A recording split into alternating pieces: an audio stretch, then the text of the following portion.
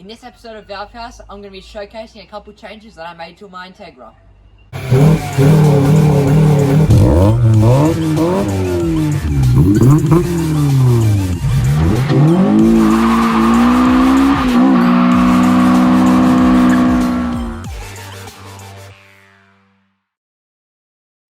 So while I'm standing next to the car right now, you're probably thinking, that's not the same car. Well, it actually is. I've just made a couple changes to the exterior that changes the whole look of the car.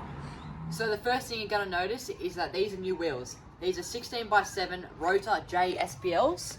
They're wrapped in some fresh tyres. They look completely different to what the old wheels did. The other ones were 18-inch wheels and made it look like a donk. That's how big they were. These wheels just transform the look of the car. I'm so happy with how they look. They just look amazing. They make it kind of look more aggressive and track-like. I'm really happy with the tyre size as well. They're not completely stretched, but they have a little bit of stretch on them. They're not massive, chunky track tyres. You see most Integras these days, they have really chunky tyres and like a track sort of look, but I'm really happy with how this looks now. As you can probably tell, up front we've got a brand new lip. This is a Mugen Racing Rep lip. I'm really happy with how it looks. It's currently not painted, but it will get painted. Just for the moment, we sort of test fitted it. It looks really good, but it actually doesn't look too out of place because this lip here matches the side skirts and door trim.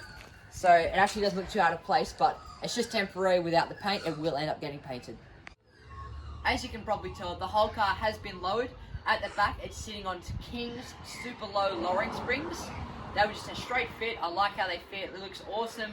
It makes the tyres look a bit more aggressive. I love the stance at the back. The fronts are unfortunately on chopped springs at the front, but it doesn't actually make any difference to the ride handling. It still feels really nice and smooth. We had King Super Lows on there at the front, but unfortunately they were really, really low. The car sort of dropped to the front, and it just made it look really weird, and I'll show you a photo of what it looked like. As you can see, it looks really weird. It made the car kind of drop to the front. I was really unsure of why it would do that, but now that we've got chopped front springs, it kind of leveled it all out and it makes it look really good. Another change that you've probably noticed is these black tinted windows. From the granny spec clear glass to this is beautiful. It's a very, very good match to the paint. It's kind of the same color and I really like how it looks. It looks really dark from far away, but then when you get closer, it's sort of clearer. So that looks really good. It's 20% up front, 15% up back with the quarter panel windows here and the rear glass, and it looks really, really good.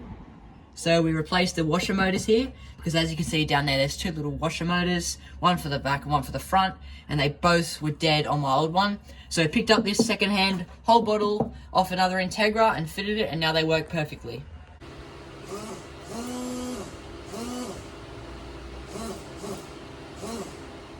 It's crazy how these few changes can completely change the look of a car. It's so hard to believe that 6 months ago, this car was completely stock wheels, stock airbox, stock wing, stock lid, everything was stock. It looked like it was just rolled out of the factory, but in a lot worse condition. But it's just completely transformed from what it was about 6 months ago.